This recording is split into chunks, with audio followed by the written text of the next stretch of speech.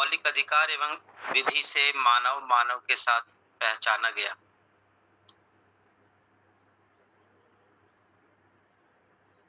संबंध के मूल्य मूल्यांकन पूर्वक उभय तृप्ति, परिवार सहज आवश्यकता से अधिक उत्पादन में भागीदारी, मूल्य चरित्र नैतिकता पूर्वक आचरण पूर्वक व्यवस्था सहज प्रमाण को प्रस्तुत करते हुए समग्र व्यवस्था में भागीदारी व भागीदारी के प्रति सम्मति का सहज स्वरूप में प्रमाणित होना ही व्यवहारवादी समाजशास्त्र है।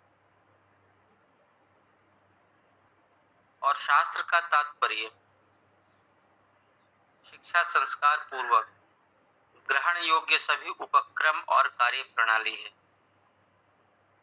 इस प्रकार व्यवहारवादी समाजशास्त्र समाज व शास्त्र का धारक वाहक मानव ही होना स्पष्ट है।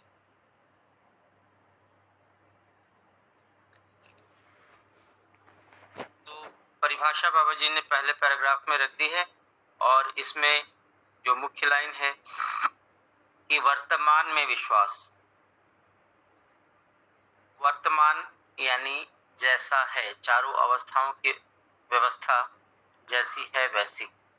हम लोग इससे पहले भूत, वर्तमान और भविष्य ऐसा काल को 3 भाग में बांट कर देखे थे। जब से मध्य दर्शन में वर्तमान की बात होती है तो अस्तित्व नित्य वर्तमान है, जैसा बरत रहा है, जैसा वो सजा हुआ है, उसकी सजावट हर वक्त जो है वो व्यवस्थित है, ऐसी व्यवस्था का नाम वर्तमान है। ऐसा समझ में आया।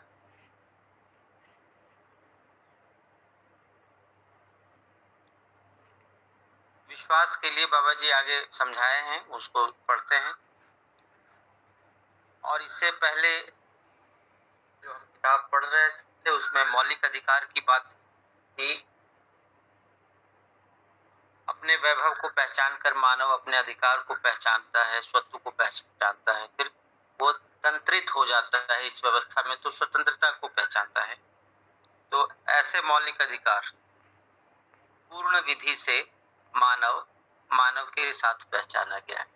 यानी मानव मानव के बीच में जो व्यवहार पूर्वक जो ये नेटवर्क है,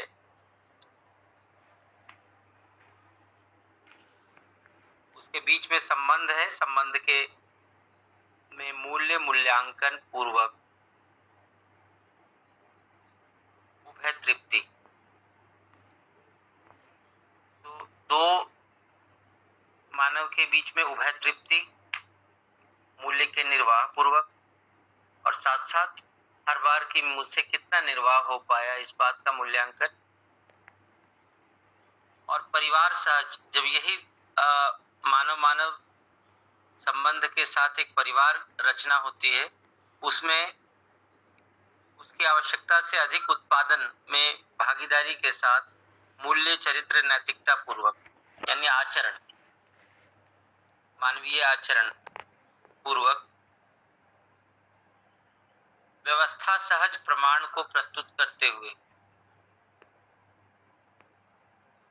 समग्र व्यवस्था में भागीदारी व भागीदारी के प्रति सम्मति, मतलब पार्टिसिपेशन भी, और अवेयरनेस ऑफ पार्टिसिपेशन, मतलब मैं क्या कर रहा हूं इस बात की पूरी स्वीकृति के साथ, सम्मति के साथ का सहज स्वरूप में प्रमाणित होना, यानी कॉन्फ्लिक्टलेस मैनिफेस्टेशन।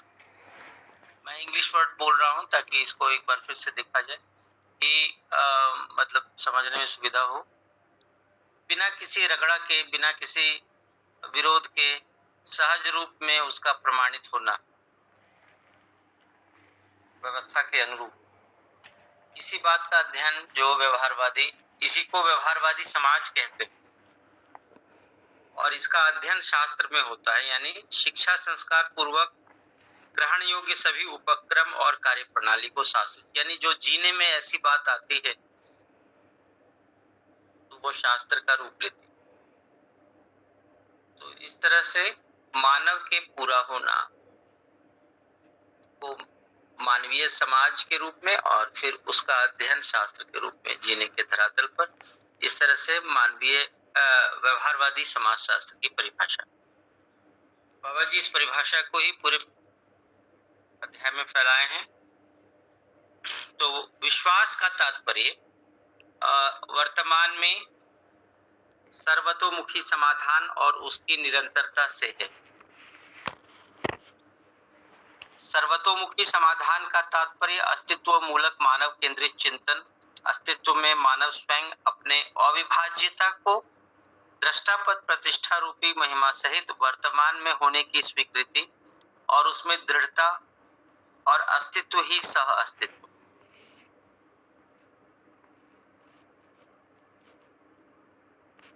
तो सर्वतोमुखी समाधान और ये विश्वास का क्या मतलब हुआ? यहाँ पर विश्वास को फिर से देखा जाए, विश्व की सजावट यानी सृष्टि के सजावट के प्रति आश्वस्ति, विश्व के प्रति आस विश्वास, ऐसा विच्छेद करके देखते हैं। यानी ये सृष्टि में मैं अविभाज्य हूँ, मैं कहीं अलग से नहीं हूँ, मैं इसके साथ इसकी व्यवस्था में हूँ, ऐसी स्वीकृति, वर्तमान में होने की स्वीकृति और इसमें दृढ़ता और अस्तित्व ही सह अस्तित्व। इस तरह से सभी इकाइयां जुड़ी हुई हैं और एक दूसरे के लिए उपयोगी और पूरक है। इस बात के प्रति पूरी स्वीकृति जो है, इसी का नाम विश्वास है।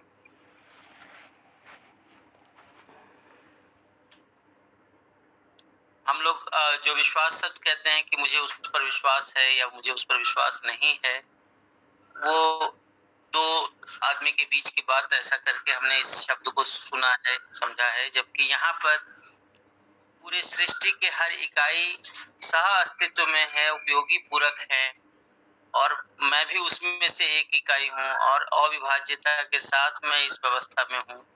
इस बात की पूरी गहरी स्वीकृति का नाम विश्वास है। सह अस्तित्व में ही विकास क्रम विकास, जागृति क्रम जागृति, रासायनिक भौतिक रचना विरचना सहज प्रमाणों की स्वीकृति सहित प्रमाणीकरण क्रिया संपन्नता से है।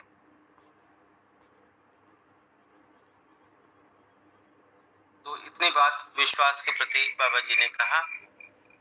समाज के लिए परिभाषा है कि समाज शब्द का अर्थ भी उक्त स्पष्ट परिभाषा और उसके आशयों को पुष्ट करता है तथा पूर्णता के अर्थ में किया गया यत्न सहित गति। देखिए, समाज की परिभाषा तो आदमी से समाज बना, आदमी से परिवार, परिवार से समाज, ऐसा देखते हैं। तो ये सभी ये ऐसी स्थली है समाज जहां आदमी क्रियापूर्ण और आचरण पूर्ण होकर प्रमाणित होता है।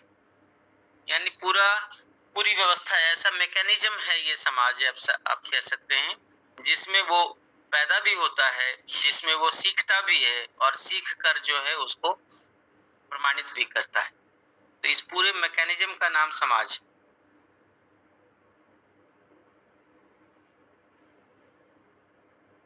क्या कहते हैं कि उसके आशयों को पुष्ट करता है, यानी उस आशय मतलब वो जिसके लिए पैदा हुआ है उसको वो पुष्ट करता है तथा पूर्णता के अर्थ में किया गया यत्न सहित गति, अपने को पूरा करने के लिए प्रयास पूर्वक जो गतियां हैं उसका नाम समाज है। यत्न का तात्पर्य जिस रूप में समाधान और उसकी निरंतरता प्रमाणित होता है यत्न। व्यवहार में यत्न को प्रयत्न शब्द का भी प्रयोग किया जाता है। प्रयत्न का तात्पर्य प्रज्ञा सहित यत्न से है। प्रज्ञा का तात्पर्य फल परिणामों को भले प्रकार से अथवा संपूर्ण प्रकार से जानते हुए, मानते हुए, पहचानते हुए निर्वाह करने की कार्यकलापों से। तो समाज की परिभाषा स्वयं जिन जिन तथ्यों को परंपरा में प्रमाणित करने को इंगित करता है, इसे सार्थक बनाने के कार्यक्रमों को सामाजिक कार्यक्रम कहेंगे, क्योंकि हर व्यक्ति समाज परिभाषा का प्रमाण होना एक सर्वविदित तथ्य है। तो ये महत्वपूर्ण पंक्ति हुई कि हर व्यक्ति जो है वो समाज की परिभाषा का प्रमाण देता है।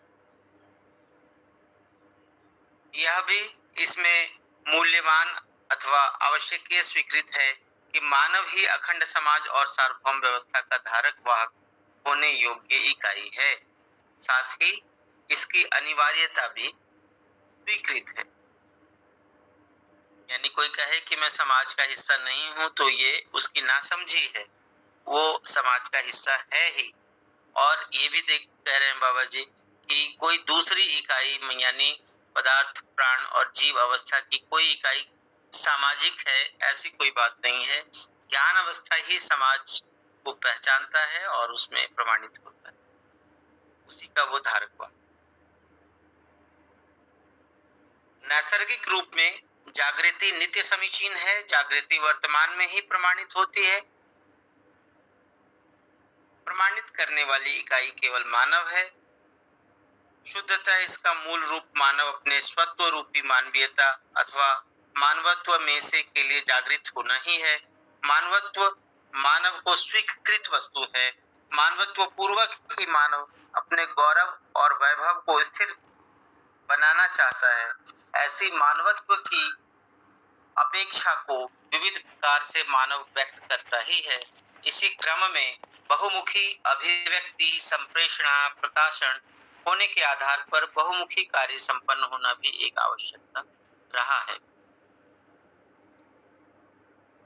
तो इतनी बात में बाबा जी इतना ही कह रहे हैं कि जैसे परमाणु की यात्रा तय बात है कि परमाणु रासायनिक भौतिक क्रिया करके वो गठन पूर्णता की तरफ गतित है, फिर गठन पूर्ण होकर क्रिया पूर्णता और आचरण पूर्णता के लिए गतित है।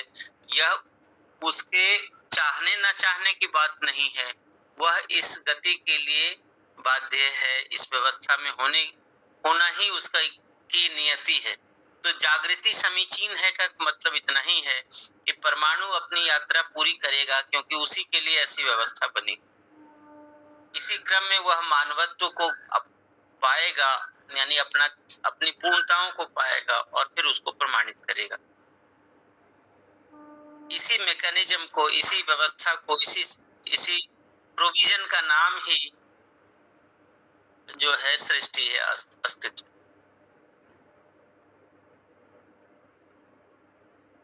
ये तय बात। ऐसी सुदृढ़ आधार पर ही सुदूर विगत से कम 4 आयामों में अपने परंपरा को बनाए रखे हैं, जैसे शिक्षा, संस्कार, विधि और व्यवस्था। तो ये जो 4 आयाम है आदमी के, यानी अब वो परमाणु से मानव की बात करने लगे और फिर मानवत्व की बात और फिर मानवत्व से मानव की बात, और मानव मानवीय समाज के साथ है। तो समाज चाहे जैसी स्थिति में हो वो अपने को 4 रूपों में अभिव्यक्त करता है: शिक्षा, संस्कार, विधि और व्यवस्था। इसी को दूसरे शब्दों में संस्कृति, सभ्यता, विधि और व्यवस्था, ये सभी समुदायों में स्वीकारा हुआ और निर्वाह करता हुआ देखने को मिलता है, चाहे सार्थक हो। इससे सुस्पष्ट हो जाता है, भले ही मानव कुल अनेक समुदायों में बटे क्यों न हो, वह चारों अथवा चहुदिशा वादी परंपराएं सभी देश काल में, सभी समुदाय में देखने को मिला। इन चारों आयामों में मानवीयता को समावेश कर लेना ही मानवीयता पूर्ण परंपरा का तात्पर्य है।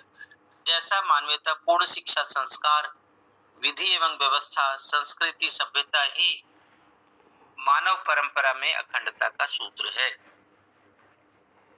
तो मानवीयता पूर्ण परंपरा, इस बात को भी ये क्या है मानवीयता पूर्ण परंपरा? तो चारों आयामों में, यानी संस्कृति, सभ्यता, विधि, व्यवस्था में मानवीयता को समाविष्ट कर ले।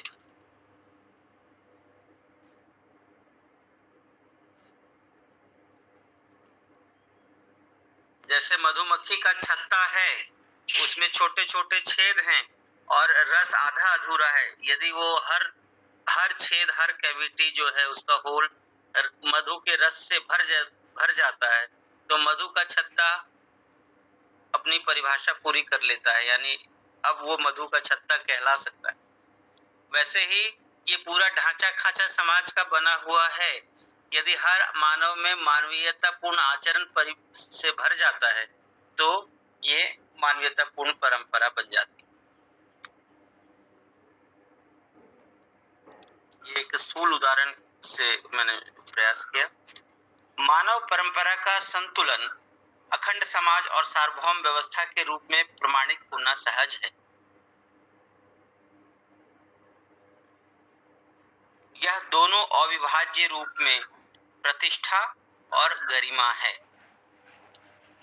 प्रतिष्ठा का मतलब अपनी जगह पर स्थापित हो जाना, और गरिमा का मतलब उस वैभव को प्रकाशित करना। तो जब ये पूरी मानव परंपरा का संतुलन अखंड समाज और सार्वभौम व्यवस्था के रूप में प्रमाणित होना सहज, यानी ये समाज कहीं से खंडित नहीं होगा और ये व्यवस्था सदा सदा चलती रहेगी। यही स्वरूप जो है मानव परंपरा का संतुलन बनाए रखना का फॉर्मेट है। यह दोनों अविभाज्य रूप में प्रतिष्ठा और गरिमा है। मानव कुल का संतुलन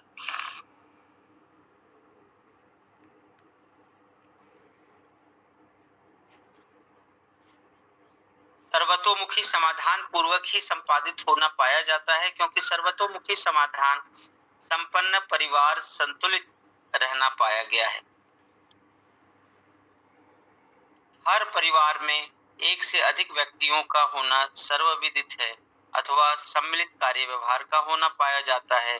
परिवार की परिभाषा भी इस तथ्य को पुष्ट करता है कि यथा परिवार में प्रस्तुत अथवा सम्मिलित सभी व्यक्ति एक दूसरे के साथ संबंध को पहचानते हैं एवं मूल्यों का निर्वाह करते हैं, मूल्यांकन करते हैं और उभय तृप्ति पाते हैं, और परिवार सहज आवश्यकता से अधिक उत्पादन कार्य में सभी पूरक होते हैं। इन्हीं आधारों पर समाधान और समृद्धि का प्रमाण प्रस्तुत हो पाता है। मानव का परिभाषा समाहित रहता ही है, यथा मनाकार को साकार करने वाला, मन स्वस्थता सहज प्रमाण प्रस्तुत करने वालों के रूप में देखा गया है। तो इतनी बात परिभाषा के अंतर्गत बाबा जी ने कही, जिसमें परिवार और मानव और मानवीयता, मानवत्व की बात हुई, मानवीय परंपरा की बात हुई, और कुछ परिभाषाएं जैसे विश्वास, समाज की परिभाषा, यत्न प्रयत्न की परिभाषा इसमें शामिल थी। प्रयत्न में प्रज्ञा शब्द को बताया गया। तो इतना हमने देखा। अब क्या है इसका उद्देश्य, यानी व्यवहारवादी समाजशास्त्र का उद्देश्य।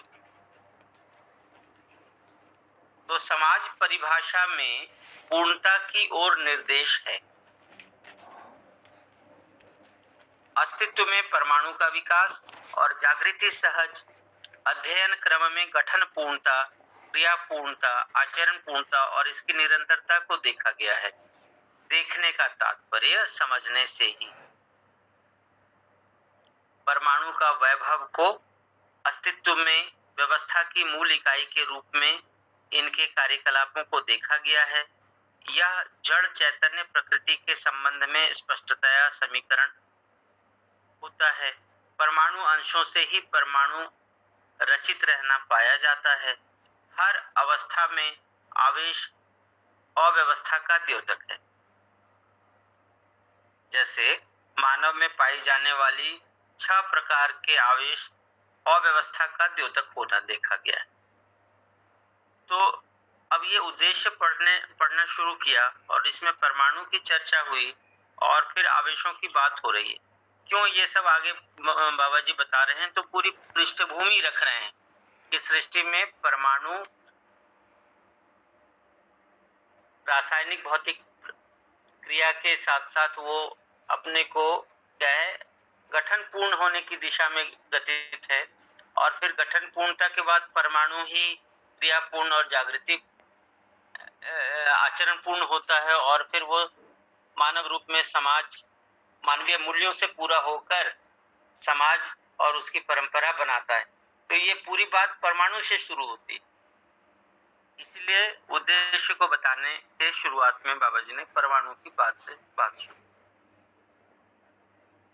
आवेश का अर्थ है यानी उसका स्वभाव गति में नहीं रहना, यानी वो जब अव्यवस्थित होता है उस अव्यवस्था को आवेश कहते हैं, यानी डेविएट करता है अपने नॉर्मल जो है गतिविधि से। तो मानवत्व में घटित होने वाले आवेशों को काम, क्रोध, लोभ, मोह, मद, मात्सर्य के रूप में गणना में चर्चित, विश्लेषित, निष्कर्षित विवशता है। तो विवशता को हमने पहले परिभाषा में देखा था कि जो नहीं चाहते हैं वो करना पड़े, इसी को विवशता कहते हैं। तो जो हम लोग आवेशित होते हैं, ये चाहते नहीं हैं, हो जाते हैं। जो छह आवेश बताए गए। तो प्रत्येक आवेश विवशता के रूप में मानवत्व विधि से मूल्यांकित होता है। तो ये आवेश है ऐसा कैसे कहेंगे? तो जो स्थिर है उसके लिए कोई आवेशित दिखता है। कोई एक आवेशित व्यक्ति दूसरे को आवेशित कहता है तो ये हंसी की बात है। वो खुद ही अपनी जगह से हिला हुआ है, तो दूसरे को हिला हुआ कहने का मतलब क्या है? कोई स्थिर है तो किसी हिले हुए को बता सकता है। तो मूल्यांकित शब्द इसलिए बाबा जी ने रखा है कि प्रत्येक आवेश व्यवस्था के रूप में मानव सहज मानव विधि से मूल्यांकित होता है। यानी पहले मानव को समझा जाए, मानवत्व को समझाया जाए, तो आवेश आराम से दिखते हैं कि ये उससे डेविएट हो गया। मानव सहज मानसिकता मानवीयता पूर्ण विधि से कार्यरत रहना पाया जाता है। यानी मानवीयता पूर्ण आचरण से ही मानव अपनी परिभाषा पूरी रखता है, और उसी के रेफरेंस में हम आवेश को देख सकते हैं कि हाँ वो स्थिर है और उससे डेविएशन ही आवेश। किसी व्यक्ति, परिवार, समुदाय को अथवा संपूर्ण समुदायों को विवशताएं स्वीकृत नहीं रहती हैं, नहीं हो पाती। यानी अपनी जगह से डेविएट होना, हटा रहना, ये किसी को स्वीकृत नहीं, किसी को आवेश पसंद को स्वीकार्य नहीं, विवशताएं स्वीकार नहीं। यही मुख्य बिंदु है जिस पर विचार करना आवश्यक। विवशताओं से मुक्ति हर एक मानव में आवश्यकता के रूप में होना पाया जाता है। ऐसे विवशता का मूल रूप ही बंधन है। तो हम लोग, बाबा जी ने विवशता शब्द इस्तेमाल किया है, एक्चुअली जो हमारी अतृप्ति है जिस भी तरीके की हो, यानी हम अपने स्वभाव गति में नहीं हैं, वही अतृप्ति की पीड़ा के रूप में हमारे भीतर है। इसी को बाबा जी विवशता शब्द कह रहे हैं। यह न व्यक्तिगत स्तर पर, न परिवार स्तर पर, न समाज स्तर पर किसी को स्वीकार्य होता है। किसी तरह का डिस्टरबेंस, किसी तरह का डेविएशन हम लोगों को स्वीकार नहीं है। हम हमेशा व्यवस्था के लिए चाहत में रहते हैं, और ये वाकई बात है, क्योंकि हम ऐसे परमाणु हैं जो इस सृष्टि में व्यवस्था कहला रही। सृष्टि, व्यवस्था रूपी सृष्टि के पार्ट हैं, तो हम कैसे अपने स्वभाव गति से अलग रहना चाहेंगे? ये जो अभी हटे हुए हैं, वे स्वभाव गति में स्थापित नहीं हो पाए हैं, इसी की वजह से वो अतृप्तियां हैं। इसी को बाबा जी यहाँ विवशता कह रहे हैं। तो विवशताओं से मुक्ति हर एक मानव में आवश्यकता के रूप में होना पाया जाता है। ऐसे विवशता का मूल रूप ही बंधन है। ऐसे बंधनों के स्वरूप को आशा, विचार, इच्छा बंधनों के रूप में देखा गया है। यह जीवनगत क्रिया रूपी आशा, विचार, इच्छाएं भ्रमित रहने पर्यंत, यानी जब तक भ्रमित है तब तक बंधन का, और बंधन पर्यंत आवेशों का। तो जब तक भ्रमित है तब तक बंधन में है, और जब तक बंधन है तब तक आवेशित है, और संपूर्ण आवेश पर्यंत विवशताओं का होना आकलित है। तो ये सारे आवेश मिलकर ही विवशता है। तो बाबा जी ने जैसे कहते हैं कि ये जो भ्रम से बड़ा बंधन, बंधन से बड़ा आवेश, और आवेश से बड़ी विवशता, तो विवशता को सारे भ्रम का समझ लीजिए सबसे बड़ा रूप बताया। इसे प्रत्येक व्यक्ति निरीक्षण, परीक्षण, सर्वेक्षण पूर्वक समझ सकता है। यानी समाज के स्तर पर जो व्यक्ति के स्तर पर भ्रम था, वही समाज के स्तर पर विवशता है। तो इस पैराग्राफ में हमने समाज की विवशता तक बात पहुंचाई बाबा जी। तो मानव जीवन के अध्ययन क्रम में यह पाया गया है कि जीवन ही भ्रम अथवा अजागृति वश किए जाने वाली क्रियाकलाप भ्रम के रूप में बंधन को और जागृति पूर्णता पूर्वक बंधन से मुक्ति को अनुभव करना एक सहज क्रिया है। इस प्रकार जीवन जागृति ही बंधन मुक्ति का स्वरूप होना, कार्य होना, व्यवहार होना, व्यवस्था और आचरण होना पाया गया है। तो वही जागृति पूर्वक जो है वो बंधन मुक्त होता है और इस तरह समाज के स्तर पर जाकर वो व्यवस्थाओं से मुक्त हो पाता है। जागृति मूलक विधि से जागृतिगामी कार्यक्रम सफल होता है। जागृति मूलक अभिव्यक्ति संप्रेषणाओं को कोई न कोई एक मानव अपने अनुसंधान पूर्वक निश्चित चिंतन, निश्चित अभ्यास, निश्चित विचार, निश्चित अनुभव प्रमाण के आधार पर ही इसकी अभिव्यक्ति संप्रेषणा संभव हो पाता है। जागृति सर्व मानवों में स्वीकृत तत्व है। जैसे प्रत्येक व्यक्ति प्रत्येक कार्य, व्यवहार, विचारों को जागृति पूर्वक ही सटीक मानने का प्रमाण वर्तमान में होना पाया जाता है। हर व्यक्ति जागृति पूर्वक ही दिशा, मार्ग, कोण, संस्था, विकास, ह्रास, जागृति, परमाणु, अस्तित्व, सह अस्तित्व, मूल्य, मूल्यांकन, समाधान, प्रमाण, प्रामाणिकताओं को अभिव्यक्त व संप्रेषित करता है। तो बाबा जी कह रहे हैं कि ये हमें कैसे पता चला। तो एक आदमी जब जागृति को पाता है तो वो इस सारे पिक्चर को क्लियर कर देता है कि कहाँ भटकाव हुआ था।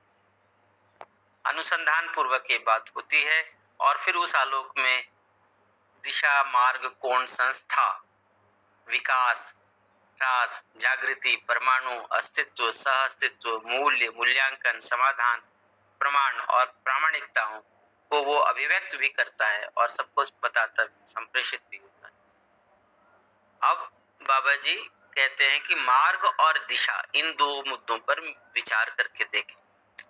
तो जैसे ही वो जागृति का प्रकाश फैला, उजाला फैला, तो कैसे कौन सा मार्ग है, कौन सी पगडंडी है जहां से राजमार्ग दिखता है, वो दिखने लगा। और बाबा जी मार्ग और दिशा पर ये आगे की पूरी बात रखते हैं। तो पृष्ठ संख्या 31 से लेकर के पृष्ठ संख्या 41 तक ये पूरा अध्याय फैला है। अगले 10 पृष्ठों में ये पूरे मार्ग की ही बात है। जागृति के आलोक में ये मार्ग कैसा दिखता है, जहां हर परमाणु के आचरण पूर्णता के साथ एक मानवत्व को में स्थापित होते हुए समाज के स्तर पर अखंड समाज के रूप में विवशता विहीन स्थिति, ये राजमार्ग यहाँ आगे बताया गया है। तो इसको इतिहास के पृष्ठभूमि से बाबा जी शुरू करते हैं कि मानव यह आदिकाल से मानते ही आया है कि हमें दिखता है। अब आदमी देखना शुरू किया है कि सब लोग मानते हैं कि हाँ, मैं आंख खोलता हूँ तो मुझे दिखता है। आज सुबह हुई है, खुलते ही रोशनी, बटन, सब कुछ दिखना शुरू हुआ। ऐसा आज से नहीं, जब से आदमी ने आंख खोली है तो मानता है कि हाँ, मुझे सब कुछ पता है, दिखता है। देखने की मूल क्रिया आंखों को माना गया। जैसा आंखों में जैसा भी दिखता है वह हाथों से वैसा, हाथों से जैसा के जैसा नाक से। मतलब बाबा जी यहाँ पे थोड़ा घुमाए हैं आदमी को कि आपको छूने से जिस चीज का पता चलता है, क्या सूंघने से पता चलता है? नहीं, छूने से छूने वाला आयाम खुलता है, सूंघने से सूंघने वाला आयाम खुलता है, देखने से देखने वाला आयाम खुलता है। यानी इंद्रियों की सीमाओं में उस आयाम विशेष को आप देख पाते हैं। आंवले का उदाहरण लेके बाबा जी ने इसमें पूरी बात कही। अब आंवला को पकड़ेंगे तो उसकी गोलाई, चिकनाई समझेंगे, आंख से देखेंगे तो उसका रंग देखेंगे, लेकिन उसका घनत्व कैसे पता चलेगा? तो ऐसे में आदमी का पता कैसे चलेगा? आदमी दो टांग पर चलता हुआ दिखता है, स्त्री पुरुष के रूप में दिखता है, पतला दुबला मोटा तगड़ा के रूप में दिखता है। तो क्या पूरी बात दिख गई? इसीलिए बाबा जी ने ये पृष्ठभूमि रखी इस पैराग्राफ। मानव यह आदिकाल से मानते ही आया है कि हमें दिखता है। देखने की मूल क्रिया आंखों को माना गया है। आंखों में जैसा भी दिखता है वह हाथों से वैसा, हाथों के जैसा नाक से, नाक जैसा कान से, कानों के जैसा जीभ से, न दिखकर हर वस्तु का विभिन्न आयाम उन उन ज्ञानेंद्रियों से पहचान में आता है। जैसे कि एक आंवले को आंखों से देखने से, जीभ से और हाथों से देखने पर विभिन्न आयाम दिखती है, गंध से भी भिन्न आयाम दिखाई पड़ती है। आंखों से केवल आकार का कुछ अंश समाती है और चीजें आंखों में नहीं आती हैं। इन आंखों से देखी हुई एक मार्ग को देखने पर भी मार्ग का चौड़ाई कुछ दूरी तक लंबाई आंखों से आता है। कहाँ तक मार्ग गया है वहां तक आंखों से दिखाई आता नहीं। जहां तक आदमी को जाना है वहां तक मार्ग है, यह तथ्य समझ में आता है। तो बाबा जी मार्ग शब्द को पकड़े और बताए कि जिस मार्ग पर हम अभी तक चले हैं वो हमने आंशिकताओं में देखा है और माना कि हम देख रहे हैं। ये बिना जागृति के प्रकाश में पूरा मार्ग कैसे दिखेगा? यह भी मानव सोच कर देखा है स्मृति के आधार पर, यानी हमें जो याद है वो पूरा है, ऐसा भी माना। यह समझकर जो आंखों में आता नहीं है वह सब सुना हुआ है, यानी जो हम देख पाए, नहीं तो जो हमें दादा दादी ने कहानी सुनाई है वो सब कुछ हमको पता हो गया, अब हमको सब कुछ पता हो गया, ऐसा मानकर बैठे हैं। तो आदमी से सुनकर स्मृतियों के रूप में क्या चीज पाया, यह सोचा गया। उनमें बहुत दिन तक यह मानते रहे सिर में कोई चीज है, वहां स्मृतियां रहती हैं। अंततोगत्वा बुद्धिजीवी और तकनीकी मानव ने सिर को खोलकर भी देख लिया कि वहां भी शरीर के अंग अवयव के रचना में भागीदारी किया हुआ वस्तु और द्रव्य ही दिखाई पड़ा। यानी स्मरण की चीज, स्मरण पूर्वक मैं पूरा हूँ, इस बात की मान्यता, और स्मरण की स्थली मस्तिष्क है, उसको भी खोलकर देखा तो वहां वही खून मज्जा ही दिखाई दिया। इसी के साथ सूक्ष्मतर नस जालों के रूप में बिछी देखा गया। पहले से पता लगाए हुए पेशियां भाग में था ही। आंख, कान, नाक, गल तंत्र और सिर भाग में बनी हुई ये मेधस तंत्र और मेधस तंत्र से जुड़ी हुई विधियों को अध्ययन किया जा चुका है। इसी के साथ हृदय तंत्र, फुफ्फुस तंत्र, वृक्क, यकृत तंत्रों को और मलाशय, गर्भाशय, मूत्राशय, अग्नाशय, पक्वाशय, पित्ताशय, सभी प्रकार के रस ग्रंथियों को, गल ग्रंथियों को, स्वर ग्रंथियों और तंत्रों को, चर्म, रस, वसा, हड्डी, रक्त, पुष्टि और कोशाओं में निहित प्राण सूत्रों उसमें सहित समाहित रचना विधि संकेतों तक अध्ययन करने का प्रयास मानव ने किया है। यानी जो डॉक्टर करते हैं चीड़फाड़, और आज तक जो ह्यूमन एनाटॉमी पर रिसर्च हुआ है, ये उसी सभी रिसर्च को सार रूप में बाबा जी यहाँ कह रहे हैं कि आदमी को इस तरीके से उसके शरीर को चीड़फाड़ करके समझने का प्रयास किया गया। इसका अंतिम प्रक्रिया और मूल प्रक्रिया को इस प्रकार देखा गया है कि रासायनिक द्रव्यों, प्राण कोशाओं और रचना सूत्र संपन्नता के आधार पर संपूर्ण रासायनिक रचनाएं और विरचनाएं संपन्न होता हुआ देखने को मिलता है। अब जैसा बाबा जी अपनी जीवनी में, अपने सत्यापन में बताए हैं कि जैसे ही उनको जागृति अनुभूति हुई, जैसे ही संयम पूरा हुआ, तो पूरी सृष्टि उनके सामने अपने आप को उद्घाटित करने लगी। भूखे और अजीर्ण परमाणु आकर के सामने खुलते थे और दिखते थे, ऐसा वो कहते हैं। दिखना बराबर समझना, ऐसा भी वो कहते हैं कि हमको समझ में आया। तो यहाँ क्या समझ में आया है कि जो गुणसूत्र हैं शरीर में, जो डीएनए है, जिसको डीएनए अभी का विज्ञान कहता है, वो गुणसूत्र हैं और वो रासायनिक रचनाओं के रूप में है। तो उसमें जो है वो पूरी बात रखी है, जो पूरा एक शरीर बनना है उसका पूरा खाका एक डीएनए में होता है कि उसका रंग कैसा होगा, उसका हाइट कितनी होगी, स्त्री होगा कि पुरुष होगा, उसका कोई बीमारी है तो उसका भी संकेत डीएनए में होता है। तो उसी को यहाँ पर सूत्र के बारे में बता रहे हैं, प्राण कोशाओं और रचना सूत्र संपन्नता के आधार। इस विधि से प्रत्येक मानव शरीर रचनाएं गर्भाशय या गर्भाशय सदृश वातावरण में रचित होता हुआ देखा गया। यानी वो जो सूत्र है, रचना सूत्र, ऐसा शरीर रचना का स्वरूप ऊपर संक्षिप्त रूप में बताया गया। रासायनिक भौतिक योग संयोग के रूप में संपूर्ण मानव शरीर, जीवों का शरीर और प्राणावस्था के संपूर्ण प्रकार अन्य वनस्पतियों का रचना विरचना अध्ययन गम्य हो चुका है।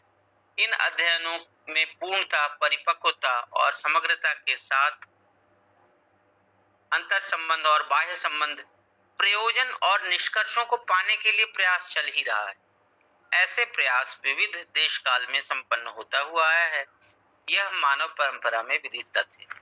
यानी हम परमाणु से ऊपर रचना सूत्र की बात में हम तीनों अवस्थाओं के शरीर की बात और मानव शरीर की बात, ये सभी रचना सूत्रों से बने। ये पूरी बात पहले देखिए पैराग्राफ में उन्होंने परमाणु की चर्चा की थी और इस लंबे पैराग्राफ में उन्होंने रचना सूत्र की चर्चा की।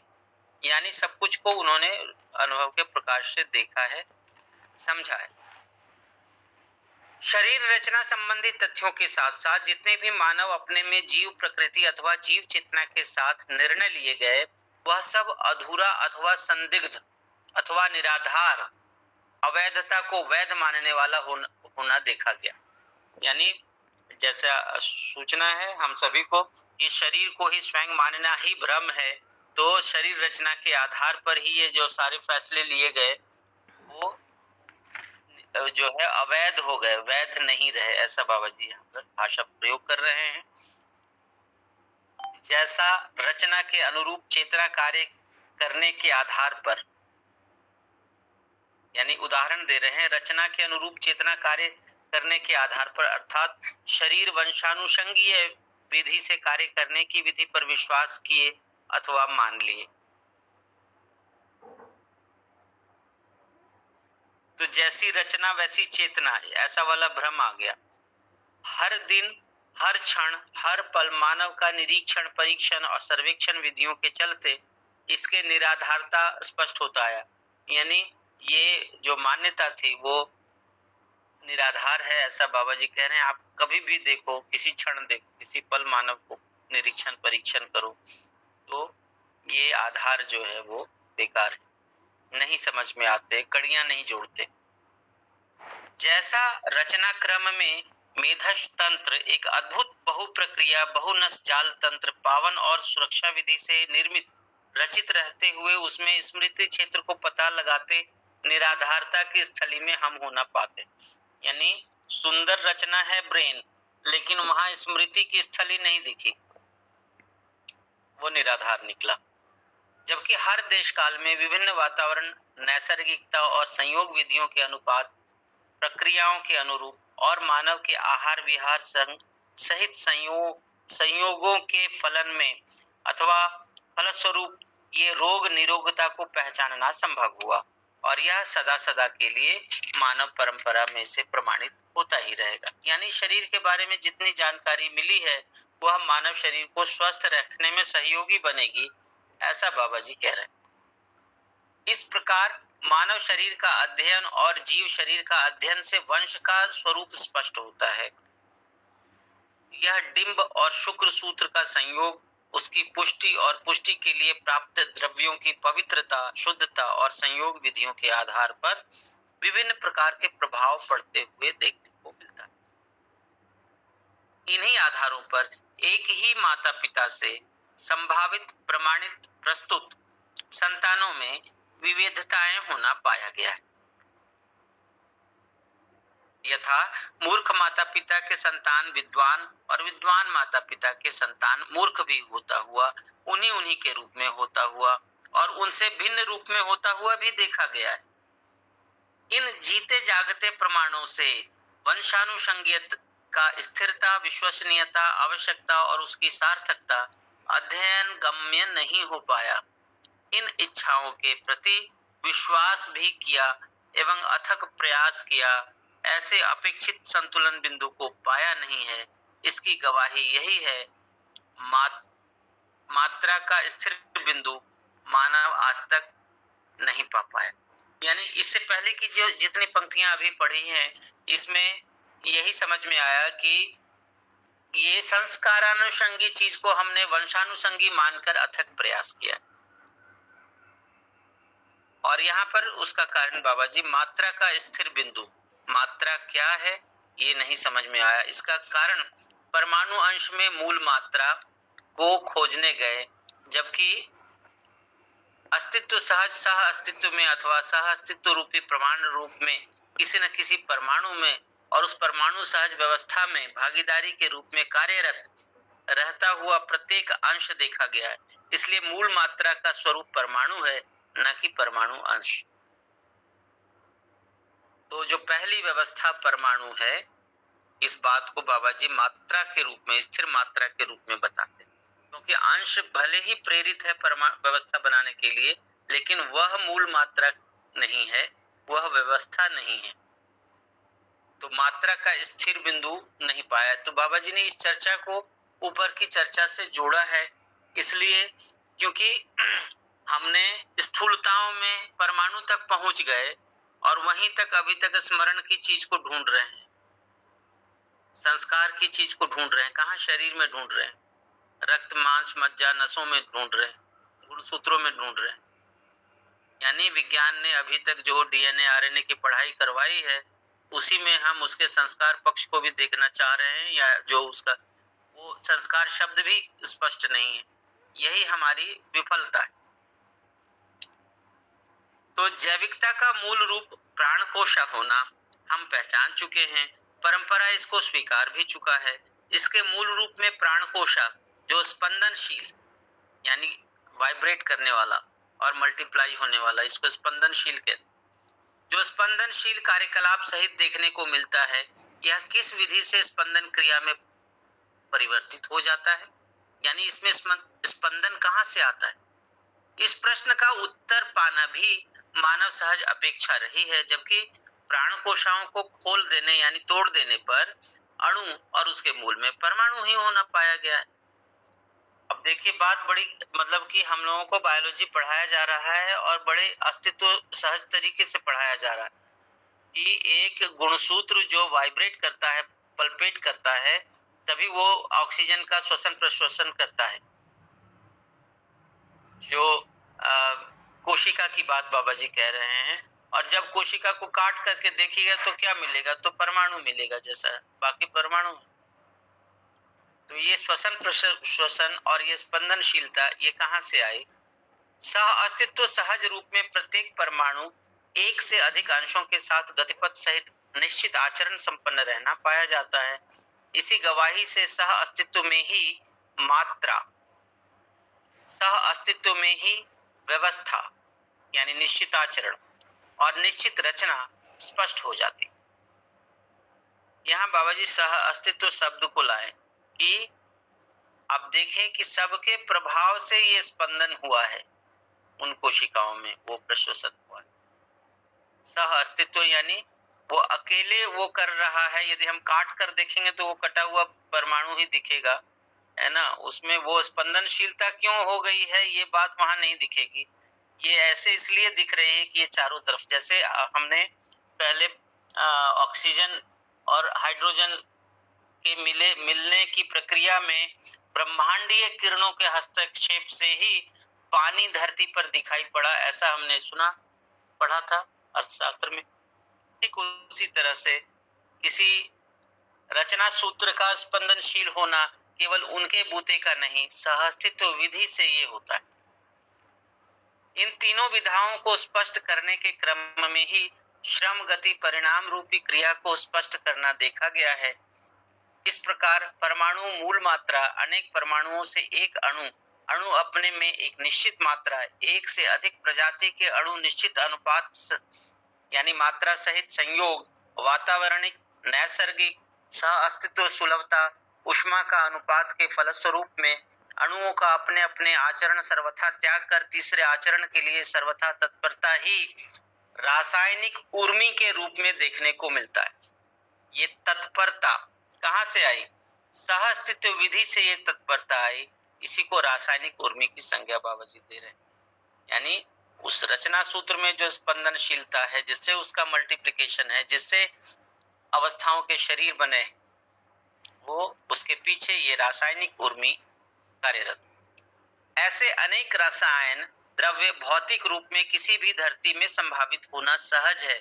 बाबा जी सहज कहते हैं यानी क्रमिकता से ऐसा ही होना है, ये बात कही गई। ऐसे धरती में से एक धरती यह भी है। ऐसे अनेक प्रकार के रसायन द्रव्यों से समृद्ध होने के उपरांत रासायनिक द्रव्यों का मिश्रण होना पाया जाता है, जैसे अम्ल और क्षार का मिश्रण। इसी प्रकार रसायन द्रव ठोस तरल वायु के रूप में वैभवित होना देखा गया है। ऐसा ठोस स्वरूप ही प्राण कोशाओं के रूप में भी, यानी प्राण कोशा रूपी रचना के रूप में भी होना पाया जाता है। ऐसी प्राण कोशाओं में प्राण सूत्र स्थापित होना देखा गया है। ऐसे प्राण सूत्र सहित प्राण कोशा रसायन द्रव में अप्लावित रहते हुए निश्चित ऊष्मा एवं दबाव सहित स्पंदनशील होना स्वाभाविक। देखिए, बाबा जी ने रचना सूत्र में स्पंदनशीलता के लिए 1.5 पेज लेकर के बताने की कोशिश की। इस 1.5 पेज में स्पंदनशील कैसे हुआ, इस बात को रखा गया।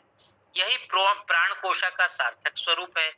ऐसे प्राण कोशा में निहित प्रत्येक प्राण सूत्र जब तक अपने जैसे ही एक प्राण सूत्र को बनाते हैं, अर्थात दोनों मिलकर पुनः 2 प्राण सूत्र को निर्मित कर लेते हैं, तब तक यह एक कोशीय रचना के रूप में पहचाना जाता है। यही जब प्राण सूत्र अपने ही जैसे 2-2 के जोड़े बना लेते हैं, तब द्विकोशीय रचना कहलाते हैं। प्राण सूत्र का रचना संपन्न होते ही उसके लिए आवश्यक कोशा समीचीन रहता ही है। प्राण सूत्र बनता है तो वो जो कोशिका वॉल या सेल वॉल कहते हैं, जिसके अंतर्गत ये प्राण सूत्र होते हैं, डीएनए होते हैं, उसकी बात यहाँ पर बता रहे हैं बाबा। यानी बारीक जो सेल वाली बात है, बाबा जी को बिना माइक्रोस्कोप के ये सब दिखा, ये भी एक बड़ा सिहरन पैदा करने वाली बात लगती। यही रासायनिक उर्मी का मर्म और वैभव है। इसके आगे एक एक प्राण सूत्र अपने जैसे दूसरे सूत्र को बना लेते हैं और पुनः 2-2 बना लेते हैं। इस विधि से बहुकोशीय रचना विधि स्थापित। यानी प्राण अवस्था कैसे डेवलप हुई है, उस पूरी चीड़-फाड़ को बाबा जी ने यहाँ पे रखा और कैसे प्राण कोशा के लिए आवरण बना, कोशिकाएं बनी, ये बता रहे। इस क्रम में एक प्रजाति की प्राणावस्था की रचना।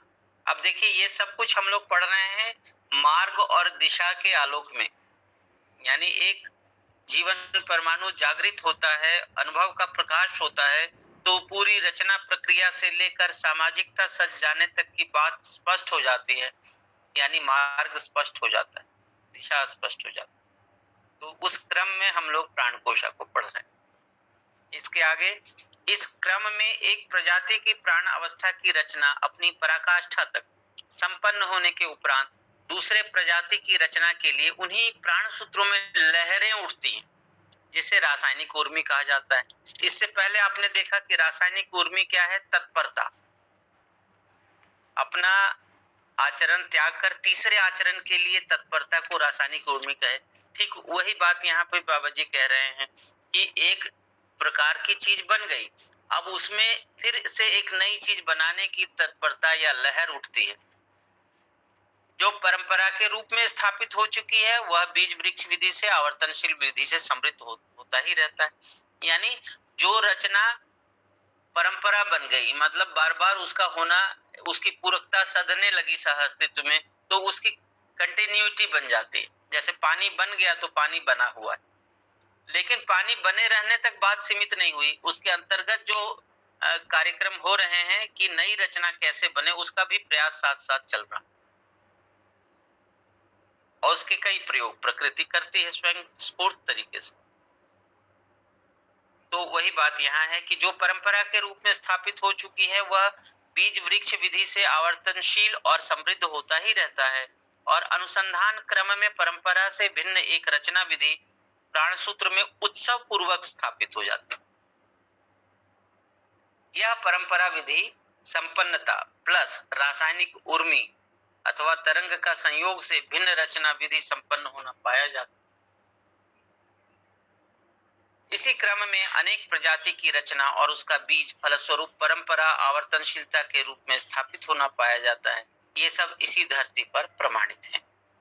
तो 5:30 बज गए। मैं 37 पेज तक पहुंच पाया। 41 पेज में ये अध्याय खत्म होता है। यदि 5 से 10 मिनट मुझे दिया जाए, एक बार मैं इसको पढ़ लूं तो या कल करें इसको, ऐसा कहते हैं।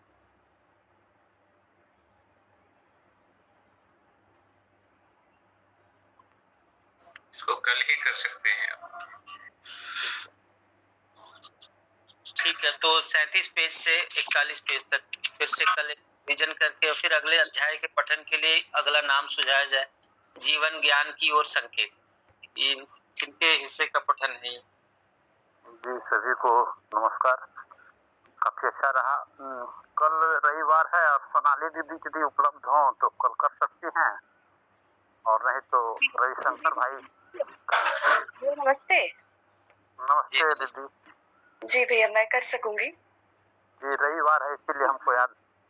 जी भैया जी, मैं कर सकूंगी। ठीक है दीदी, तो कल आप तीसरा अध्याय पढ़ेंगे। सभी को नमस्ते, बहुत बहुत धन्यवाद।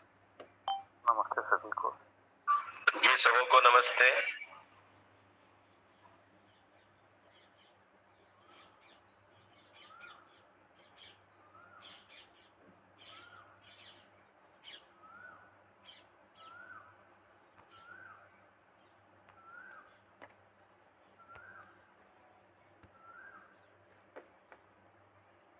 जी, सभी को नमस्कार।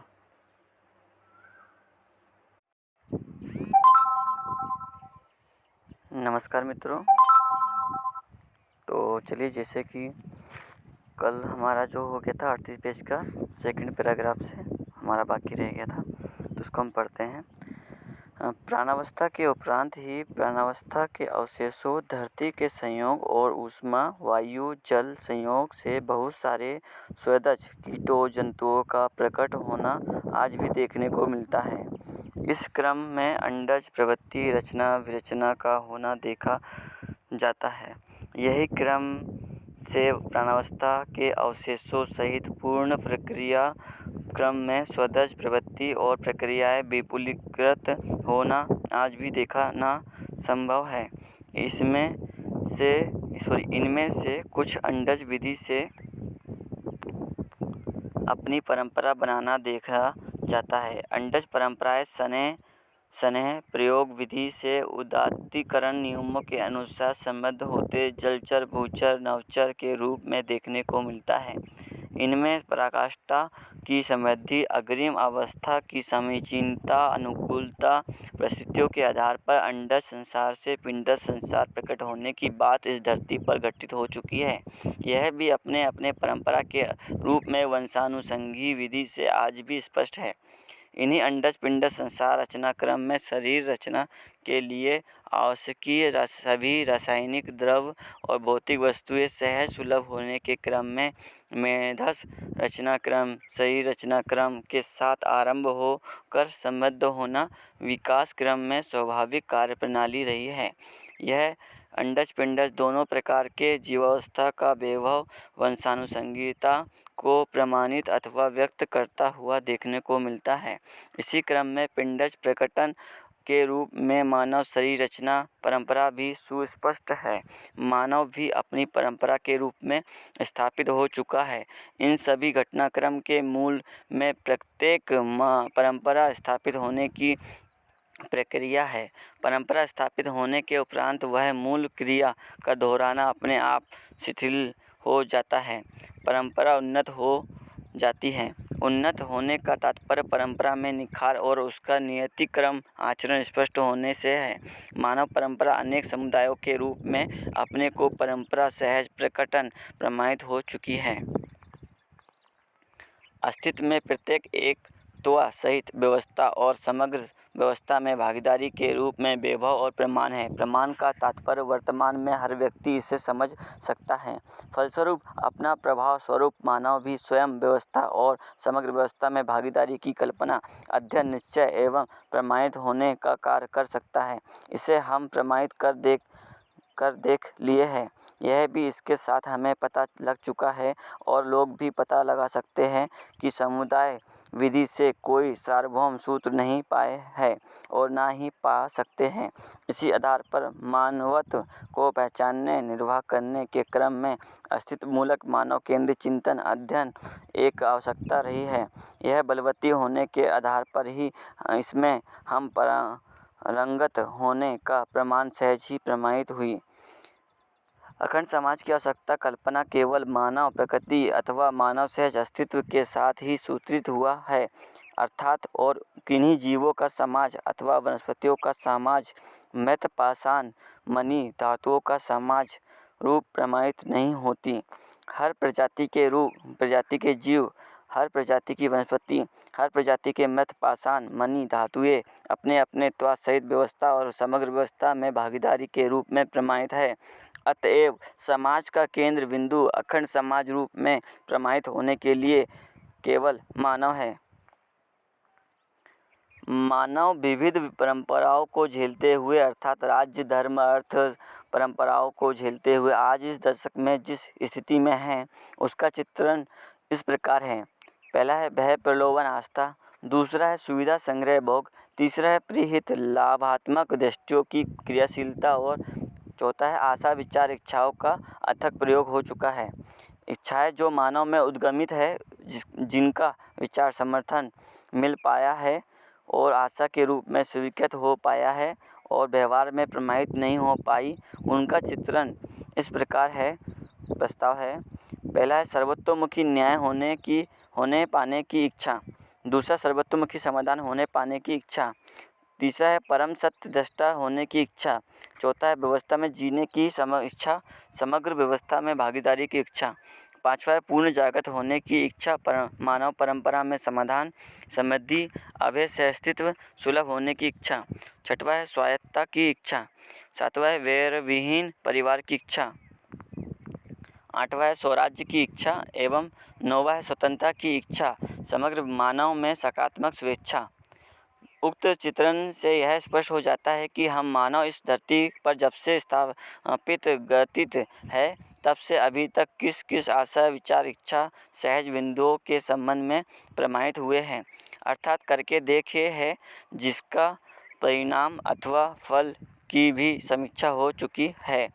इसी क्रम में और इच्छाएं जो मानव परंपरा में व्याहत नहीं हो पाई है उसका चित्रण भी स्पष्ट है। जिन जिन इच्छाओं को अभी तक हमने मानव परंपरा में चरितार्थ किया है वह सब अखंड समाज सार्वभौम व्यवस्था के रूप में सूत्रित होना संभव नहीं हो पाया, क्योंकि अखंड समाज सार्वभौम व्यवस्था का वैभव रूप अथवा फलस्वरूप समाधान समृद्धि अभय सहअस्तित्व मतलब मानव लक्ष्य है ना, समाधान समृद्धि अभय सहअस्तित्व सर्वसुलभ होना सहज है।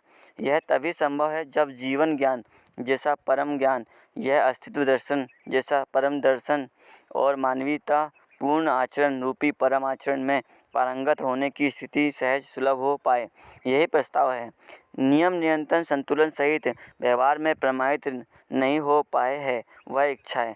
न्याय प्लस समाधान बराबर सुख बराबर मानव धर्म, धर्म प्लस समृद्धि बराबर शांति, सत्य प्लस सत्य धन अभय बराबर संतोष अखंड समाज, सह अस्तित्व में अनुभव परंपरा बराबर आनंद सार्वभौम व्यवस्था। सर्वाधिक लोगों में ये इच्छाएं सर्वेक्षण से स्पष्ट हो जाती है। इससे पता चलता है कि इन इच्छाओं से आश्रित सभी तथ्य चरितार्थ होने के लिए व्यवहारवादी समाजशास्त्र का अनुसंधानित प्रस्ताव है। आगे दीदी इसका पठन करेगी जी। भी बाराती हैं, यानी हर इकाई पूर्णता की ओर गतित है। यदि जड़ इकाई है तो गठन पूर्णता की ओर, यदि चैतन्य इकाई है तो क्रिया पूर्णता और आचरण पूर्णता की ओर, व्यवस्था की ओर, मानवीय परंपरा की ओर गतित है।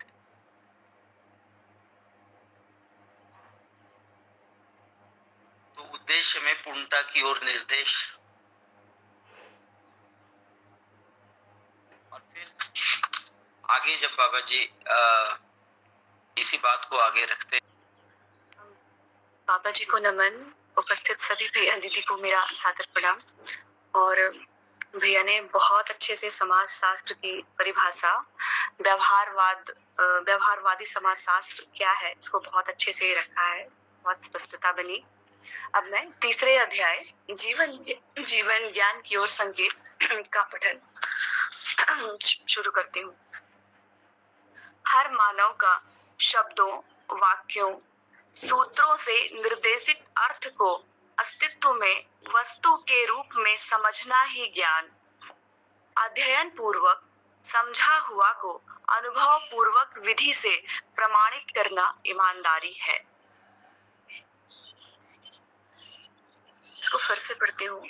हर मानव के शब्दों, वाक्यों, सूत्रों से निर्देशित अर्थ को अस्तित्व में वस्तु के रूप में समझना ही ज्ञान, अध्ययन पूर्वक समझे हुए को अनुभव पूर्वक विधि से प्रमाणित करना ईमानदारी है। संपूर्ण व्यवस्था सह अस्तित्व ही है। सह अस्तित्व अपने स्वरूप में सत्ता में संपृक्त प्रकृति है। इसी प्रमाण के आधार पर अस्तित्व स्वयं सह अस्तित्व होना स्वाभाविक है। सत्ता में संपृक्त प्रकृति नित्य वर्तमान है। सत्ता सर्वत्र विद्यमान, व्यापक और असीम है। सत्तामयता ही ऊर्जा स्वरूप में पारगामी है। ऊर्जा संपन्नता का प्रमाण प्रकृति में है। प्रकृति का प्रमाण साम्य ऊर्जा में नित्य वर्तमानता में अथवा संपृक्तता में होना पाया जाता है। यथा आप, हम, दो वस्तु, दो जीव, दो पदार्थ, दो अणु, दो परमाणु अंश के परस्परता में अलग अलग दिखता हुआ आंखों में भी दिखती है, समझ में आती है। अलग अलग जो वस्तु दिखता है, समझ में आता है, उसके सभी ओर दूसरे वस्तु के बीच में उभय वस्तु के सभी ओर सत्ता है। यह पारगामी है। इसका प्रमाण हर वस्तु, हर मानव, हर ग्रह गोल, ब्रह्मांड, सौर व्यूह ऊर्जा संपन्न रहने के आधार पर प्रमाणित होता है। ऊर्जा संपन्नता का प्रमाण श्रम गति परिणाम से श्रम गति परिणाम का प्रमाण परमाणु में ही गठन पूर्णता, फलतः जीवन प्रतिष्ठा, जीवन जागृति अर्थात क्रिया पूर्णता और आचरण पूर्णता के रूप में होना प्रमाणित होना पाया जाता है। मानव ही अस्तित्व में संपूर्ण क्रियाकलापों का नामकरण करने वाला इकाई है। इसी क्रम में शब्द वांग्मय होना सबको विदित है। मानव ही अस्तित्व सहज प्रमाणों को समझता है, समझाता है। समझाने के क्रम में वांग्मय एक उपाय अथवा सशक्त उपाय है। इसी क्रम में संपूर्ण अस्तित्व सत्ता में संपृक्त प्रकृति के रूप में वांग्मय के द्वारा इंगित होता है। ऐसा अस्तित्व ही जड़ चैतन्य के रूप में नित्य कार्यरत रहना पाया जाता है। ऐसी क्रियाशीलता के ही फल में जीवन पद गठन पूर्णता पूर्वक गठित है ही। इसमें भी परंपरा की बात आती है। गठन पूर्णता गठित होने के उपरांत चैतन्य पद में संक्रमण, जीवन पद प्रतिष्ठा, जीवनी क्रम संपूर्ण समृद्ध मेधस युक्त जीव शरीरों में जीवन प्रमाणित किया। गठन पूर्णता गठित होने के उपरांत चैतन्य पद में संक्रमण, जीवन पद प्रतिष्ठा, जीवनी क्रम संपूर्ण समृद्ध मेधस युक्त जीव शरीरों में जीवन प्रमाणित किया। यह वंशानुसंगीयता के रूप में समीक्षित है। मानव शरीर परंपरा के उपरांत कल्पनाशीलता सहज विधि से प्रकाशित होना देखा गया है। इसी क्रम में इसे जागृति क्रम नाम दिया गया है। जागृति क्रम में हम मानव सुदूर विगत से अभी इस दशक तक क्या क्या कर पाए, यह पहले स्पष्ट हो चुका है। सह अस्तित्व की रोशनी में अभी तक किए गए सभी कृत्य मानव सहज इच्छा पूर्ति अर्थात शरीर संवेदनाओं के अर्थ में ही चरितार्थ होना समीक्षित होता है। मानव में ही पाए जाने वाली शेष इच्छाएं जो अखंड समाज सार्वभौम व्यवस्था स्वरूप है, वो चरितार्थ होना शेष है। वह भी चित्रण सहज तालिका में प्रस्तुत हो चुकी है। सार्वभौम व्यवस्था अखंड समाज को चरितार्थ रूप देने के लिए शेष इच्छाएं मानव में, मानव से मानव के लिए प्रतीक्षित हैं, जिन्हें चरितार्थ होना अनिवार्य है। इसी तारतम्य में ज्ञान, विवेक, विज्ञान सहज आधारों पर ही अब तक जो कुछ भी किए, आगे भी जो कुछ भी चरितार्थ रूप देना है, इसके मूल में भी ज्ञान, विवेक, विज्ञान स्वाभाविक रूप से समाहित रहेगा ही। पूर्वावर्ती ज्ञान, विवेक, विज्ञान का आधार दो विधा से गुजरकर देख चुके हैं।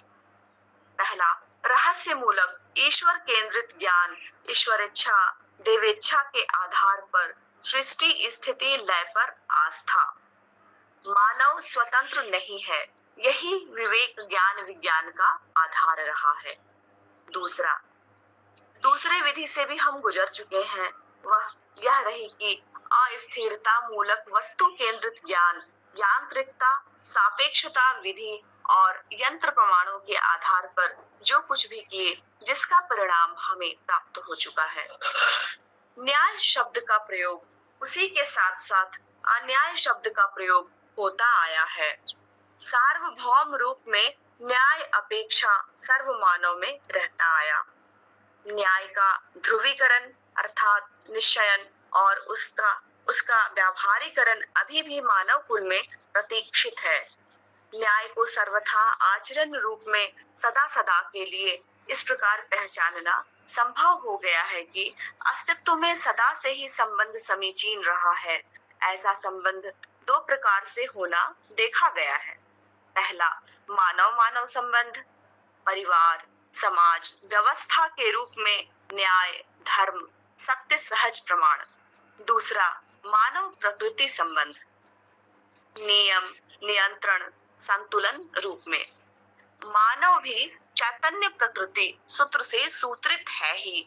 इस प्रकार मानव और मानवेतर प्रकृति के रूप में मानव ही देख पाता है। मानवेतर प्रकृति में जीवावस्था, प्राणावस्था और पदार्थावस्था की संपूर्ण वस्तुएं गण्य हैं। इसी में धरती, जलवायु व वन खनिज समाया है। इस सब के साथ संबंध सदा सदा से बना हुआ है।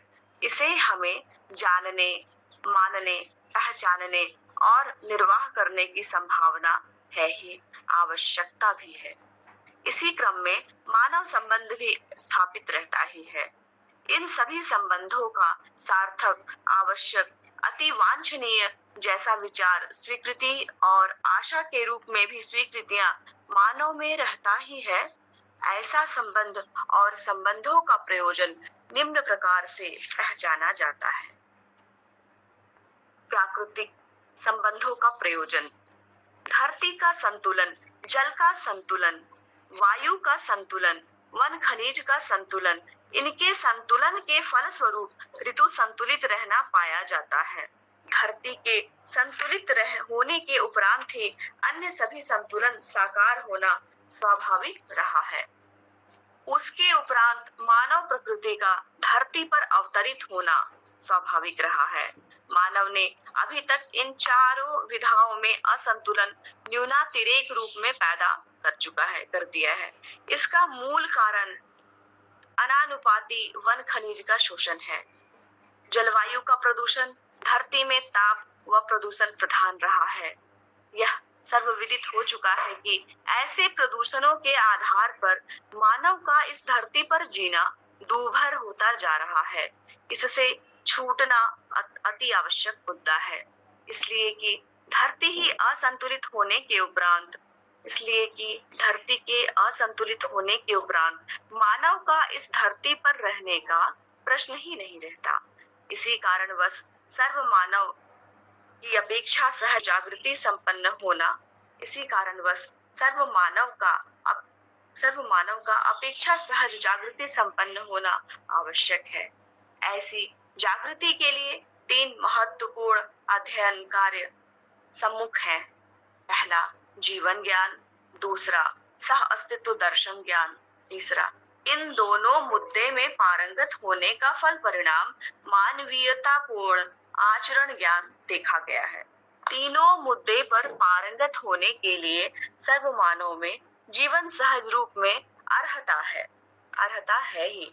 अस्तु सर्व मानव जीवन ज्ञान रूपी परम ज्ञान सह अस्तित्व दर्शन रूपी परम दर्शन ज्ञान मानवीयता पूर्ण आचरण रूपी परम आचरण ज्ञान में सहज पारंगत हो सकता है। इसके मूल में अस्तित्व मूलक मानव केंद्रित चिंतन ही प्रधान वस्तु है। अस्तित्व में दृष्टा केवल मानव होने के कारण ही बहुमुखी बहुआयामी प्रतिभा व्यक्तित्व व्यवहार और व्यवसाय अर्थात उत्पादन संपन्न होने का आधार सर्व मानव में प्रकारांतर से रहता ही है। इन्हीं प्रवृत्तियों प्रमाणों के आधार पर मानव संतुलन और प्राकृतिक संतुलन को हर व्यक्ति के ध्यान में लाना, आवश्यकता के रूप में स्वीकारना, अनिवार्यता के रूप में मूल्यांकित करना, फलस्वरूप कार्य व्यवहार में प्रमाणित करना सहज है। ऊपर कई निश्चयों के समर्थनों में अथवा विकल्पात्मक प्रस्ताव के समर्थन में सर्व मानव में वांछित सर्व शुभ का स्वरूप भी हमें समझ में आता है। इससे समाधान, समृद्धि, अभय, सह अस्तित्व सर्व सुलभ होने की अपेक्षा भी धरती और मानव संतुलन के साथ साथ निहित है। जीवन विद्या भले प्रकार से बोध पूर्वक अनुभवगामी विधि से अध्ययन कराया जाना सहज है। जीवन विद्या भले प्रकार से बोध पूर्वक अनुभवगामी विधि से अध्ययन कराया जाना सहज है, क्योंकि हर मानव जीवन मूलक विधि से ही जी पाता है। मानव चेतना विधि से जीने में विश्वास को पाना ही स्वयं के प्रति विश्वास होने का तात्पर्य है। जीवन ज्ञान से अस्तित्व में मानव ही दृष्टा पद में होना समझ में आता है। इसी आधार पर मानव को ज्ञानावस्था की इकाई के रूप में पहचाना गया। ज्ञान का तात्पर्य सुस्पष्ट हो चुका है कि जीवन ज्ञान व अस्तित्व दर्शन ज्ञान है। इसमें जागृत होने के उपरांत स्वयं स्फूर्त विधि से ही विवेकपूर्ण ज्ञान, विवेकपूर्ण तर्क, विज्ञान सम्मत होना पाया गया है। जीवन ज्ञान, सह अस्तित्व दर्शन ज्ञान, मानवीयता पूर्ण आचरण ज्ञान से समृद्ध मानव ही प्रामाणिकता, समाधान और न्यायपूर्ण विचार, व्यवहार व कार्य प्रणालियों को प्रमाणित करता है। प्रत्येक मानव में, प्रत्येक मानव से, प्रत्येक मानव के लिए अनुभव, व्यवहार और प्रयोग ही प्रमाण है। अनुभव मूलक विधि से किया गया व्यवहार व प्रयोग तर्क सम्मत होना व प्रयोजनकारी होना पाया जाता है। यही ज्ञानावस्था का वैभव है। ऐसा वैभव ही स्वराज्य व स्वतंत्रता के रूप में प्रमाणित होता है। मानव परंपरा में ही प्रमाणों की अपेक्षा बनी हुई है। प्रमाणों के संबंध में मानव सुदूर विगत से अपेक्षा, आकांक्षा को व्यक्त करता हुआ ही आया है। ऐसे प्रमाणों का नामकरण विगत में सर्वप्रथम शब्द प्रमाण के रूप में, दूसरा आप्त पुरुषों के वचन को प्रमाण और प्रत्यक्ष अनुमान आगम को प्रमाण माना गया है। अभी इस व्यवहारवादी समाज शास्त्र जो अस्तित्व मूलक मानव केंद्रित चिंतन का फलन है, जिसे भली प्रकार से अनुभव किया गया है, इसमें मानव मानस चिराशित प्रमाण को अनुभव, व्यवहार और प्रयोगों में प्रमाणित होने के साक्ष्य को उद्घाटित किया है। जनमानस अभी तक शब्द ही संपूर्ण प्रमाण होना अर्थात कायिक, वाचिक, मानसिक, कृत, कारित, अनुमोदित, जागृत, स्वप्न, सुषुप्ति और सर्वदेश काल, दिशा, परिप्रेक्ष्य, कोण आयामों में प्रमाणित करना संभव नहीं हुआ। इसी प्रकार आप्त वाक्य भी सर्वदेश काल में आप्त वाक्य के रूप में फलित होकर प्रमाणित होना किसी भी परंपरा में संभव नहीं हुआ।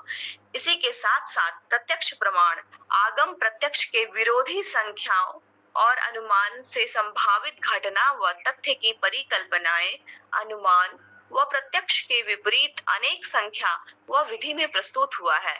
जैसे एक मानव क्या है, इस प्रश्न का उत्तर पाने के लिए प्रयत्न किया। इसके लिए प्रथम व प्रत्यक्ष विधि अपनाया।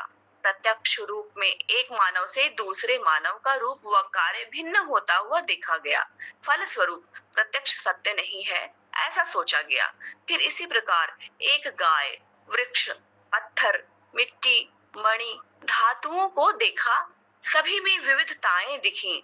परिवार में 10 व्यक्तियों के बीच में विविधता दिखी।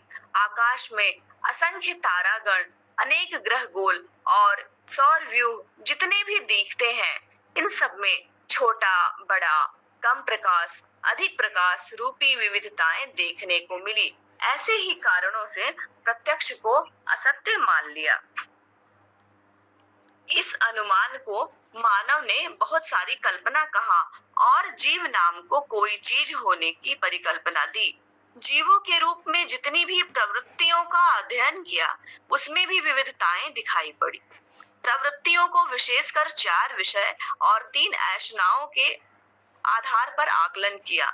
ईसनाओं है यहाँ पर। इसमें प्रवृत्तियों की विविधता जीव सत्य कहने में ही शंकाएं अथवा विरोध कर दिया, जबकि जानना, मानना, पहचानना व निर्वाह करना बहुत दूर रह गया। तीसरा, इस अनंत रूप में दिखने वाली विविधता रूपी संसार का मूल रूप में जो वस्तु है वही आगम रूप है। उसी में सब विलय हो जाता है। विलय होना ही निगमन है, वही सत्य है। इस प्रकार आगम निगम का मूल रूप ही आगम प्रमाण है। इस प्रकार से मानते हुए इन वचनों के प्रति पूर्ण निष्ठा, दृढ़ता सहित बहुत सारे मेधावियों ने अपने को अर्पित किया। बहुत कुछ साधना अभ्यास करने के उपरांत भी परंपरा के रूप में सिद्ध नहीं हुआ। आगम प्रमाण सर्वाधिक रहस्यमय हो गया और अनुमान व प्रत्यक्ष वादग्रस्त हो गया। इस प्रकार मानव प्रमाण सहित जीना चाहते हुए भी सार्थक न होने की स्थिति व घटना बनते ही आया। इसके अनंतर वैज्ञानिक विधि, प्रयोग, यंत्र प्रमाणों को स्वीकारा गया, क्योंकि पूर्वावर्ती प्रमाणों से तृप्ति नहीं मिल रही थी। प्रयत्न जारी था, इसी को अपना लिया। प्रमाण स्थली में प्रयोगशाला अथवा यंत्र स्थापित होता गया। फलस्वरूप सर्वाधिक संख्या में मानव प्रयोग विधि व उसके परिणामों को स्वीकारते आया। जी भैया, समय हो गया है तो जैसा कहें। क्या आज रविवार है, थोड़ा और देख सकते हैं क्या? जी, आज तो समय भी है, अभी और 15 मिनट समय है, तो और आप जी भैया, मैं कंटिन्यू कर लेती हूँ उसको। प्रयोग विधियों से अभी तक सर्व मानव में वर्तमान में प्रमाणित क्रियाओं में से ज्ञानेंद्रिय व कर्मेंद्रिय गति बढ़ाने की उपलब्धि हुई है। चिन्हित रूप में हाथ, पैर, आंख, कान की क्रिया गतियां जो मानव में होती हैं, उसे बढ़ाने के लिए यंत्रों की परिकल्पना व प्रमाण सिद्ध हुआ है। साथ ही गति बढ़ी भी है। जैसे किसी भी यान वाहन से पैर की गति से अधिक गति पूर्वक गम्य स्थलियों में पहुंचता हुआ देखने को मिलता है। हाथ से करने वाली क्रियाओं में से यथा हल जोतने व लिखने वाली क्रियाओं में गति स्थापित हुई है। यंत्रों से कृषि कार्यों को संपन्न होता हुआ देखने को मिलता है, जैसे ट्रैक्टर एवं अन्य कृषि यंत्र। हाथ से होने वाली लिखाई के लिए टाइप मशीन से आरंभ होकर कंप्यूटर मशीन तक पहुंच चुके हैं। इसके अतिरिक्त भी कपड़ा व बर्तन बनाने में लोहादी धातुओं से जो जो स्वरूप आवश्यकता के अनुसार मानव की परिकल्पना में आता है, उसे सफल बनाने के लिए आवश्यक यंत्र उपकरण उपलब्ध हुआ है। इसी के साथ साथ दूर श्रवण, दूरदर्शन संबंधी सभी तंत्र यंत्र कार्य विधि प्रचलित हो चुका है। ऐसे यंत्रों से खनिजों का धरती के पेट से निकालकर अपने को कृतकृत्य मानते आए हैं। इतना ही नहीं, उपग्रहों की सहायता से दूर संचार उपक्रम को प्रशस्त बनाने का कार्य, इससे मौसम को पहचानने में सहायता हुई है। इन्हीं यंत्र उपकरणों की सहायता से अनेक स्वचालित प्रौद्योगिकी प्रक्रियाएं सफल हो चुके हैं। इन सब को मानव स्वीकार कर चुका है। आज यह सब सुविधावादी विचार मानव के लिए उपलब्धि के रूप में पहचाना गया है। इसमें उल्लेखनीय तथ्य यही है कि सुविधा के लिए संग्रह अनिवार्य है। यही मुख्य आकर्षण और फंसाव है। सुविधा के लिए संग्रह अनिवार्य है। इसमें एक अवधि की सुविधा संग्रह के उपरांत एक सीढ़ी और एक सीढ़ी होते होते संग्रह सुविधा में व्यक्त मानव अपने शरीर यात्रा काल को अथवा शरीर काल को पूर्णतया अर्पित करने के उपरांत भी बहुत सी सीढ़ियां शेष रह जाती है। इससे परिगणित होता है कि मानव तृप्ति चाहता है। तृप्ति के लिए संग्रह सुविधा को स्वीकार लेता है। इसके पहले सीढ़ी में जितना संग्रह सुविधा के प्रति अभाव, वीरानी, अतृप्ति, शंका, कुशंका, ईर्ष्या, द्वेष, वितंडावाद मानव के लिए पीड़ादायक था, वह दूसरे, तीसरे कितने भी सीढ़ी पार किया है, उसके बाद पहले से अधिक ऊपर कहे पीड़ा सूत्र बढ़ते आए हैं। संपूर्ण मानव राहत पाने की अपेक्षा से ही यंत्र प्रमाण अर्थात प्रयोग प्रमाण और सुविधा संग्रह को स्वीकारा है। मानव तो स्वयं राहत पाया नहीं है, इसका साक्ष्य यही है। पहला, बढ़ता हुआ सामुदायिक कलह, परिवार कलह। दूसरा, बढ़ता हुआ प्रदूषण। तीसरा, बिगड़ती हुई धरती। ये तीनों मुद्दे मानव के सम्मुख चिंता के रूप में प्रस्तुत हो चुके हैं। इसमें से धरती का शक्ल बिगड़ना अनेक उपद्रवों का कारण बन चुका है, जिन्हें कुछ लोग मानते हैं और कुछ लोग मानते भी नहीं हैं। यथा धरती के पेट से खनिज, कोयला और तेल धातुओं का निकालने की प्रक्रिया। इस कार्य में जितना तीव्र गति उत्पन्न किया है, उसको प्रगतिशील माना जा रहा है। इससे जो कुछ भी धरती का पेट खाली हो गया अथवा धरती को खोखला बना दिया गया, उसका भरपाई अभी इस धरती पर वर्तमान मानव परंपरा रहते तक हो पाएगा या नहीं, एक विचारणीय बिंदु है। भरपाई तो बाद की बात है। इसके पहले हम मानव को क्या क्या सोचने की जरूरत है, किस प्रणाली, पद्धति और नीति पूर्वक परिवर्तन को अपनाने की आवश्यकता है, इसके लिए हमें समझ क्या चाहिए, यह गंभीरता से विचार करने और निर्णय लेने का बिंदु है। इस निर्णय के पहले और एक बिंदु है, धरती की शक्ल जैसी भी बिगड़ी है, उससे भावी परिणाम क्या क्या घटित हो सकते हैं, इस पर भी एक बार विधिवत विचार करने की आवश्यकता है। इसलिए कि कम से कम अवधि में शीघ्र प्रदूषण कार्यकलापों को सर्वथा स्थगित कर सकें और विकल्पों को अपनाने में उत्साहित हो सकें। धरती आज जिस शक्ल में दिखाई पड़ रही है, उसमें से खनिज, तेल और कोयला धरती से बाहर कर दिया गया। धरती को एक अपने ढंग से क्रियाशील स्वचालित वस्तु के रूप में पहचानने के उपरांत यह समझ में आता है कि यही धरती इस सौर व्यूह में एकमात्र वैभवपूर्ण स्थिति में है, क्योंकि इसी धरती पर पदार्थ अवस्था, प्राण अवस्था, जीव अवस्था व ज्ञान अवस्था चारों अवस्थाएं प्रकट हो चुकी है। इसमें से ज्ञान अवस्था के मानव ही इस धरती का पेट फाड़ने के कार्यक्रम को प्रस्तुत किया है। इसके सामान्य दुष्परिणाम भी आने लगे हैं, जैसे जल, वायु और धरती में प्रदूषण। प्रदूषण का तात्पर्य असंतुलन से ही है। असंतुलन का स्पष्ट रूप अथवा चिन्हित रूप धरती सहज उर्वरकता का घट जाना अथवा उर्वरकता कम होना, लुप्त हो जाना। इसके स्थान पर अम्लीय, क्षारीय और रासायनिक धूलि धूसरित होने के आधारों पर धरती में असंतुलन उर्वरकता प्रणाली को अनुर्वरकता में बदलते हुए देखने को मिलता है। यही धरती का असंतुलन एक विधि से। दूसरी विधि से धरती का असंतुलन इसका वातावरण में परिवर्तन, जिसका क्षतिपूर्ति अभी मानव के हौसले के अनुसार दिखाई नहीं पड़ता। यह धरती के वातावरण सहज विरल वस्तुओं का कवच सभी ओर दिखाई पड़ता है। इसमें जितनी ऊंचाई सभी ओर फैला हुआ है, वह अपने आप में कम होना स्वीकारा गया है। मुख्य रूप में सूर्य किरणों, ताप और वस्तु के संयोग का प्रतिबिंबन, असंतुलन कार्य प्रभावों को सामान्य बनाने का कार्य, यही कवच जो आज लुप्त हो गया अथवा होने वाला है से होता रहा है। अब इस कवच का तिरोभाव होने से ही धरती का ताप बढ़ना शुरू हो गया, आंकलित हो चुका है। धरती के ताप बढ़ने का तात्पर्य है धरती बुखार से ग्रसित हो गई है। आदमी के शरीर में होने वाले बुखार की दवाई, फिर बुखार ना हो ऐसी दवाई अभी तक तैयार नहीं हुआ है।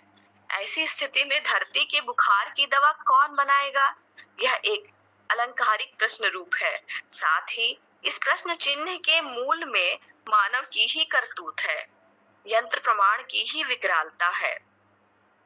इसके आगे ताप बढ़ते बढ़ते इसे 4 डिग्री बढ़ने के उपरांत इस धरती के ध्रुव प्रदेश में धरती अपने संतुलन के लिए संग्रहित बर्फ पिघलने का अनुमान बन चुका है। फलस्वरूप समुद्र का सतह सैकड़ों फीट बढ़कर पानी धरती को अपने अंतराल में छुपा सकता है। उस स्थिति में मानव परंपरा रहेगी कहाँ, सोचना पड़ेगा। यह एक विपदा की स्थिति स्पष्ट हो चुकी है। ऐसा भी कल्पना किया जा सकता है कि इस धरती पर प्रथम बूंद पानी का घटना ब्रह्मांडीय किरणों के संयोगवश ही संभव हो पाया है।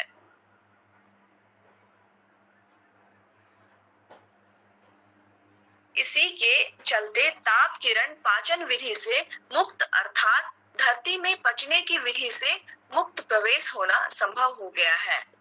पानी के बूंद के मूल में विभिन्न भौतिक तत्वों का अनुपातीय मिलन विधि है। वह विच्छेद होने की बाध्यता बन जाए, उस स्थिति में कौन इसे रोक पाएगा? तीसरी परिकल्पना और बुद्धिमान व्यक्ति कर सकता है कि इस धरती के दो ध्रुवों की परस्परता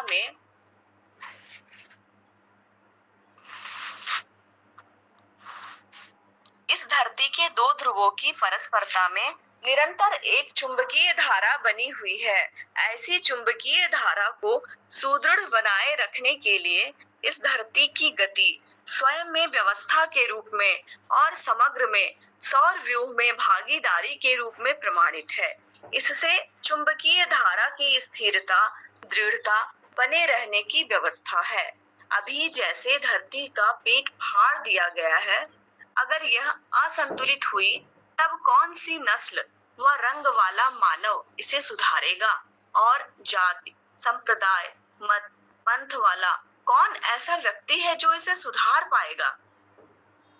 इन्हीं सबकी परस्परता में हुए विरोध, विद्रोह, युद्ध ही इस धरती के पेट फाड़ने की आवश्यकता को निर्मित किया है। यह भी ऐतिहासिक घटनाओं से स्पष्ट है। भैया अब तो जी बहुत अच्छा हो गया है, समय भी हो गया है। जी जी तो जी धन्यवाद भैया। है धरती किस तरह से बुखारग्रस्त हुई है और समस्या विकराल रूप धारण की है, इनका वर्णन किया गया है। तो कल इसका दीदी आप सार रखेंगी और कल का पठन के लिए रवि शंकर भाई अथवा मुक्ता दीदी जो है कल पाठ करेंगी।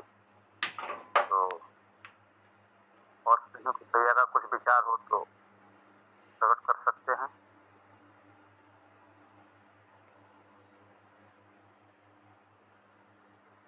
जी भैया ठीक है। तो हम लोग विदा ले सकते हैं अब। सभी को नमस्ते। नमस्ते जी सबको नमस्ते। सभी को नमस्ते, प्रणाम।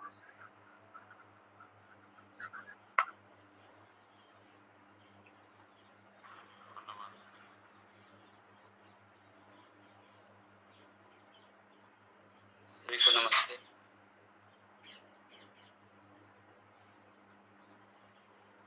सभी को नमस्ते।